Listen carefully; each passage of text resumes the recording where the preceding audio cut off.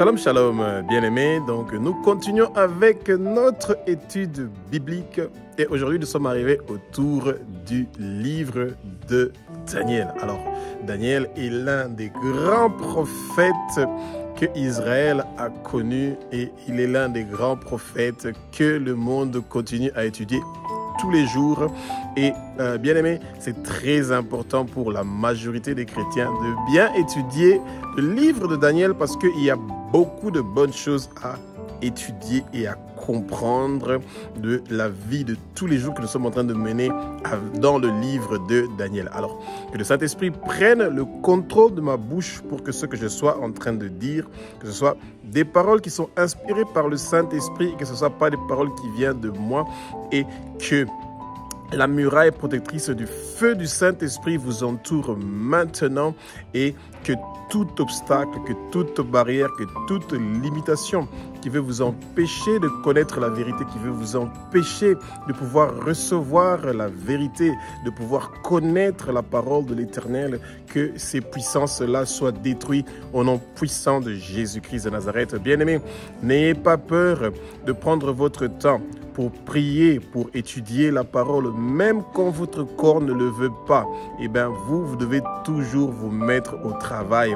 Que le vent impétueux du Saint-Esprit remplit le lieu où vous êtes, que votre corps soit le lieu où le Saint-Esprit vient pour habiter, que le Saint-Esprit vient pour habiter dans votre corps, que votre corps soit la résidence du Saint-Esprit, parce que nos corps sont le temple du Saint-Esprit et c'est pour ça que nous nous demandons d'être présents avec nous, que c'est lui qui soit en train de nous enseigner, que ce ne soit pas nous qui sommes en train de chercher à nous enseigner nous-mêmes. Alors, l'histoire de Daniel se passe à Babylone. Donc, c'est très loin donc de Juda, de Jérusalem, où Daniel, Shadrach, Meshach et Abed-Négo, ses trois amis, on les a pris donc en Israël, donc à Juda, à Jérusalem, et on les a exilés vers Babylone. Et le roi était en train de chercher des gens qui viennent des familles nobles pour les mettre autour de lui. Et bien aimé, ça c'est quelque chose que nous les chrétiens, nous devons toujours bien apprendre. Eh bien, le roi de Babylone, Nabuchodonosor, eh bien, il n'était pas un chrétien, c'était un païen, mais il s'est entouré de gens qui avaient la connaissance de Dieu. Et c'est cette chose qui se passe aujourd'hui de nos jours, que beaucoup de politiciens que vous voyez et qui sont au pouvoir, ils s'entourent des hommes de Dieu qui sont en train de prier pour eux, qui sont en train d'intercéder pour eux, pour qu'ils puissent rester au pouvoir. Et apparemment, ça marche parce que depuis un certain temps, vous allez le constater, que les hommes politiques sont en train de partir se cacher dans les églises. Ils ont des pasteurs qui gênent pour eux, ils ont des pasteurs qui prient pour eux, pour qu'ils puissent rester au pouvoir et qui continuent à maltraiter le peuple. Mais n'ayons pas peur, Dieu il est souverain, il fait les choses à son temps et à la façon qu'il veut. Alors bien aimé, Daniel, Shadrach, Meshach et Abed-Négo, ils viennent de Jérusalem, ils viennent de Juda. C'est les jeunes qui avaient la crainte de Dieu, ils écoutaient la voix de Dieu. Et c'était des jeunes qui étaient prêts à faire tout ce qu'ils pouvaient faire pour éviter de tomber dans le péché. Ils ont refusé de manger la nourriture du roi. Ils ont refusé de s'agenouiller ou ils ont refusé d'adorer les dieux et les statues du roi à la péril de leur vie. Et bien aimé, de nos jours, c'est ça une grande leçon que les chrétiens d'aujourd'hui nous devons faire. Nous ne devons pas négocier avec le péché, nous devons le refuser. Et de nos jours, vous voyez que pour pouvoir avoir un travail, pour pouvoir réussir dans le business, pour pouvoir réussir dans le sport, eh ben, le monde de ténèbres dit qu'il est en train de contrôler beaucoup de choses. Et c'est comme ça que vous voyez que quand vous voulez briller dans le sport, quand vous voulez briller dans la politique, quand vous voulez briller dans différents domaines, eh ben, les gens sont prêts à donner leur âme au Satan. Et pourtant, Daniel, Shadrach, Meshach et Abed-Négo ont refusé de négocier jusqu'à accepter de mourir à cause de leur croyance. C'est des jeunes qui étaient décidés que coûte que coûte, ils vont rester obéissants envers le Seigneur. Et ça, c'est quelque chose qui est très important que nous, les chrétiens, nous devons nous rappeler. Et quand nous sommes prêts à refuser de négocier pour pouvoir adorer d'autres dieux, pour pouvoir servir d'autres dieux, nous ne devons pas avoir peur parce que notre Père qui est aux cieux, notre Dieu, notre Roi, il nous fortifie, il nous donne la force pour pouvoir résister et il est avec nous. Il nous laisse en aucun moment 0 millimètre bien-aimé. Et c'est comme ça que vous avez vu avec Daniel et avec ses amis. Eh bien, les amis de Daniel, on les avait mis on les avait mis dans un feu, et ce feu-là que le roi pensait que ça allait les consumer, et au lieu qu'ils se retrouvent à 3, ils se sont retrouvés à 4. Et bien aimés, rappelons-nous que peu importe ce que nous sommes en train de faire, peu importe ce que nous sommes en train de dire, il y a toujours un témoin qui est à côté de nous, Jésus-Christ de Nazareth. Quand vous vous masturbez, il est là. Quand vous regardez la pornographie, il est là. Quand vous êtes en train de faire la fornication, l'adultère, il est là. Quand vous êtes en train de voler et de faire des mauvaises choses, il est là. Il est toujours là à côté de nous. C'est un Dieu qui est omniprésent, omnipotent, omniscient. Rien ne l'échappe. Et c'est comme ça que vous avez vu que Shadrach, Meshach et Abed-Négo, quand on les avait vus dans le feu, on avait mis 3 personnes, mais quand on a regardé, ils étaient à 4. Le roi a fait un rêve que personne ne pouvait interpréter et il a décidé que tous ces magiciens, tous ces gens qui étaient des devins dans son royaume, qu'il allait tous les tuer et donc éventuellement Daniel, Shadrach, Meshach et Abed-Négo, ils allaient tous les tuer. Mais, bien aimés, c'est pour ça que nous, les chrétiens de nos jours, nous devons toujours demander au Seigneur de nous révéler les choses qui sont cachées. Quand vous faites un rêve, vous devez retenir ce rêve-là parce que le Seigneur a prévu des choses. Quand il vous parle dans les rêves, où il vous donne des songes, où il parle dans vos pensées, il prépare quelque chose qu'il veut que vous sachiez pour que vous puissiez prier pour ça. Et c'est comme ça que Daniel avait demandez au Seigneur de lui révéler ce que le roi a rêvé et de lui révéler l'interprétation de ce que le roi avait rêvé. Bien aimé, ça c'est quelque chose de merveilleux. De nos jours, les prophètes viennent pour parler du passé. Ils donnent les dates de naissance, ils donnent le numéro de compte en banque, ils donnent le nom de leur de maman. Ils vous disent à l'endroit où vous étiez tel jour pour vous impressionner. Les prophètes dont nous sommes en train de parler dans la parole, c'est des prophètes comme Daniel, où il demande au Seigneur, vous savez, c'est ça la parole qu'il donne, il demande au Seigneur de lui révéler ce que le roi a rêvé et de lui donner l'interprétation de ce rêve-là. Et quand il a parlé du rêve du roi et il a donné son interprétation, le roi était tellement ému et qu'il a pris Daniel, il lui a donné une haute position dans son pays. Bien aimé, des païens qui prennent des chrétiens pour les mettre, pour les élever en dignité. Et c'est comme ça que Daniel, Shadrach, Meshach et Abed-Négo sont devenus des gouverneurs, des gens qui sont très importants dans le royaume de Babylone. Et bien aimé, le Seigneur a prévu des bonnes choses pour le peuple de Dieu. Nous devons seulement nous mettre au travail, avoir une vie de sanctification, refuser le péché, étudier la parole nuit et jour pour que nous puissions avoir le succès comme Daniel, Shadrach, Meshach et Abed-Négo ont pu avoir devant le roi de Babylone.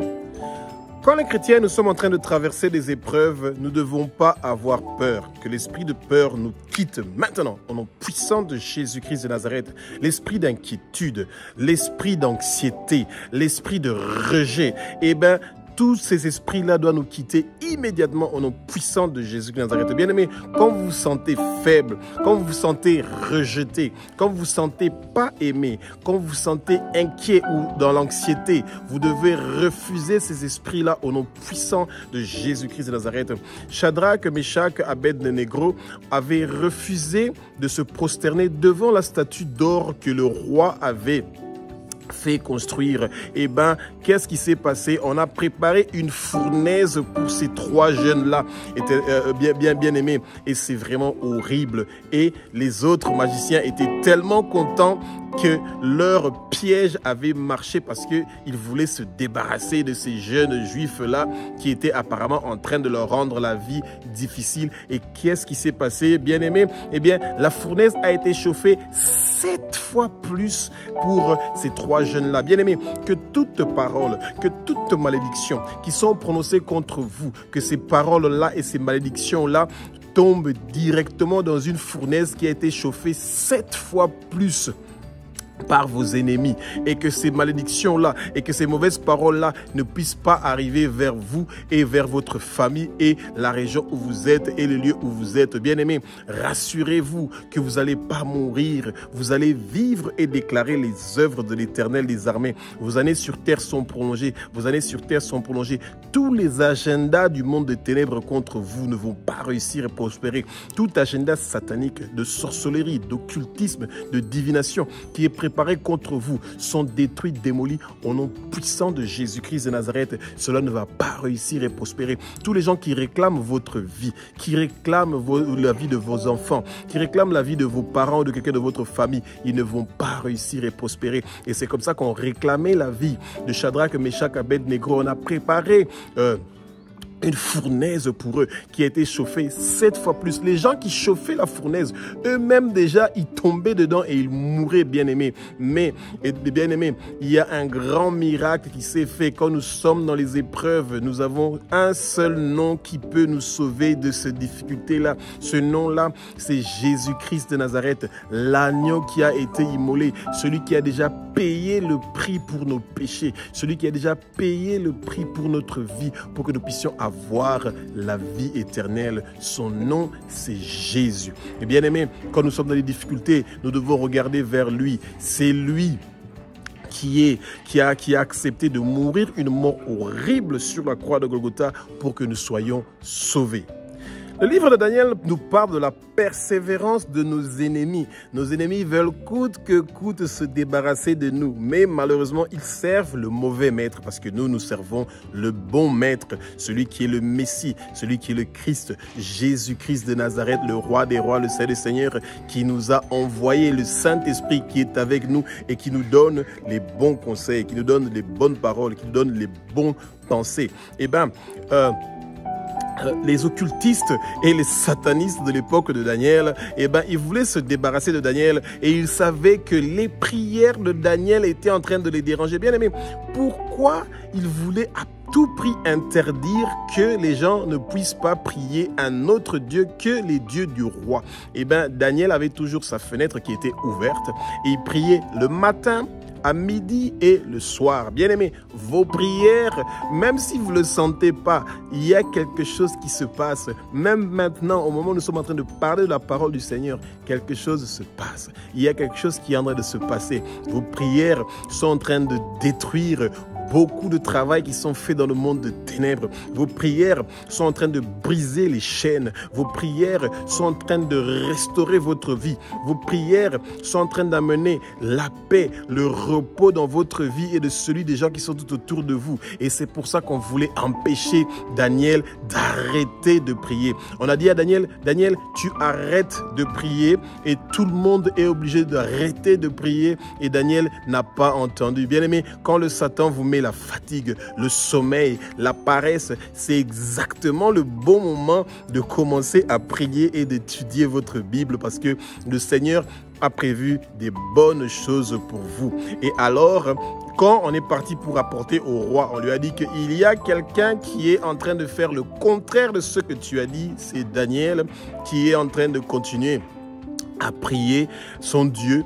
Eh bien, on a préparé une fosse où il y avait des lions, et on savait que quand on va jeter Daniel là-bas, et ben Daniel sera déchiqueté, réduit en petits morceaux, bien aimés. Et ben c'est comme ça qu'on a pris Daniel, on lui a jeté dans la fosse des lions. Bien-aimés, si on vous jette dans la fosse des lions, si on vous jette dans la marmite de sorcellerie ou quel que soit l'hôtel qui est en train de réclamer votre nom, bien-aimés, ils ne vont pas réussir et prospérer. Tous les hôtels du monde des ténèbres où on est en train de prononcer votre nom est en train d'être effacé et le sang précieux de Jésus est en train de couler partout dans ces hôtels-là qui sont en train de réclamer votre nom. Et c'est comme ça, bien-aimés, que le Seigneur a fermé la bouche de ces lions-là et Daniel est sorti sain et sauf parce qu'il était obéissant. Il a refusé d'écouter ce qu'on lui disait qui va à l'encontre de la volonté de Abba, notre Père qui est aux cieux, notre Dieu, notre Roi. Et ces gens qui étaient en train d'accuser Daniel, c'est eux qu'on a jetés dans la fosse du lion. Et bien aimé, ces lions-là qu'on avait fermé leurs bouches sont ouvertes et directement ils ont vu comment les mauvais plans qu'ils avaient se sont retournés contre eux-mêmes. Bien-aimés, nous ne devons pas souhaiter le mal à nos ennemis du tout. Ils doivent rester vivants pour qu'ils voient comment le Seigneur est en train de nous élever en dignité et qu'il est en train de s'occuper de nous parce qu'il veut que notre étoile puisse briller. Il a un joli plan pour notre destinée et c'est comme ça que les ennemis de Daniel se sont retrouvés tous morts parce qu'ils avaient tellement insisté, ils avaient déjà raté avec Shadrach, Meshach et Abed-Négo et ensuite ils avaient déjà vu comment le Seigneur avait sauvé ces gens-là, mais ils se disaient toujours que non, leur Dieu qui sont en train de servir, qui est Satan, est peut-être plus fort. Et ben ils ont essayé avec Daniel et c'est là où ils ont été exterminés. Bien-aimés, que toutes les paroles que vos ennemis sont en train de prononcer contre vous qui viennent du monde des ténèbres, que toute malédiction que vos ennemis sont en train de prononcer qui vient du monde de ténèbres, que ça prend le feu, que ça prend le feu, que ça prend le feu, que ça prend le feu et que ça soit réduit en cendres parce que vous avez la victoire. Votre nom, nos noms sont inscrits dans le livre de vie de l'agneau et ne seront jamais effacés. Nous portons des vêtements blancs et nous allons persévérer avec l'œuvre du Seigneur jusqu'à la fin et nous avons le pouvoir sur les nations, nous avons le pouvoir sur nos familles et nous avons reçu un caillou sur lequel est inscrit notre nouveau nom que personne ne connaît. Nous mangeons de l'arbre de vie qui se trouve au milieu du paradis de Dieu et bien-aimés, la souffrance de la seconde mort n'aura aucun effet sur nous. Bien-aimés, sur notre front est inscrit le nom de Abba, notre Père qui est aux cieux. Sur notre front est inscrit le nom de Jésus-Christ de Nazareth. Sur notre front est inscrit le nom de la nouvelle Jérusalem, la destination où nous allons partir. Et tous les autres plans et les projets que nos ennemis sont en train de préparer contre nous, ils ne vont pas réussir et prospérer. Bien-aimés, nous mangeons la manne cachée. Nous mangeons la manne cachée, même quand nous n'avons pas de la nourriture ou quelque chose à boire, et bien le Seigneur a déjà prévu quelque chose pour nous, bien-aimés. Persévérons dans la prière, continuons dans la prière, parce que le Seigneur a prévu la victoire pour nous, comme il a donné la victoire à Shadrach, Meshach et Abed-Négo dans le feu, comme il a donné la victoire à Daniel dans la fosse des lions. Le livre de Daniel nous révèle aussi comment le gouvernement de Satan est organisé. Eh bien, c'est quelque chose que les chrétiens doivent beaucoup apprendre. Et ce même livre-là de Daniel nous apprend aussi de comment nous devons prier pour les nations. Bien-aimés, le Seigneur connaît votre voix. Quand vous êtes un chrétien, le Seigneur connaît votre voix. Il connaît votre voix. Et ça veut dire que quand vous êtes en train de prier pour votre pays, vous êtes en train de prier pour vos autorités, vous êtes en train de prier pour les gens qui sont élevés en dignité, vous priez pour que la corruption se termine dans votre pays, vous priez pour que la bonne gouvernance vienne. Eh bien, chaque fois, les chrétiens aiment toujours combattre sans demander. Eh bien, vous dites que les esprits impurs quittent mon corps et vous demandez rien en retour. Eh bien, quand vous dites par exemple que l'esprit d'inquiétude me quitte, vous dites Seigneur et que la paix vienne en moi. Que l'esprit d'anxiété me quitte et que le repos vienne en moi. Vous devez donc chasser les mauvais esprits et demander les bonnes choses que le Seigneur doit faire pour vous. Bien aimé, et c'est ça que Daniel était en train de faire. Il était en train de prier quand il s'est rendu compte que les 70 ans qu'on avait dit que Israël serait en exil est arrivé et que la réalisation de la prophétie allait avoir lieu, et ben il a commencé à intercéder pour qu'il puisse avoir la réussite, pour qu'Israël puisse rentrer à Jérusalem. Bien-aimés, nous devons continuer à demander au Seigneur de nous donner la connaissance, bien-aimés. Et le livre de Daniel est un livre où nous allons acquérir beaucoup de connaissances. Quand Daniel était en train de prier et que pendant 21 jours, il n'a pas eu de réponse, c'est parce qu'il y avait un esprit qui avait intercédé sa prière. Et soyez patient, soyez persévérant. Même quand vous n'avez pas de réponse à votre prière, continuez à prier comme Daniel qui ne s'était pas arrêté. Et c'est comme ça que vous allez découvrir que vos ennemis vont se fatiguer quand ils vont voir que le Seigneur est en train de vous bénir là où vous êtes. Espérons que nous avons appris quelque chose sur ce livre merveilleux de Daniel. Et bien aimé, prenons notre temps de continuer à étudier la parole. Espérons que vous avez appris quelque chose avec cette émission.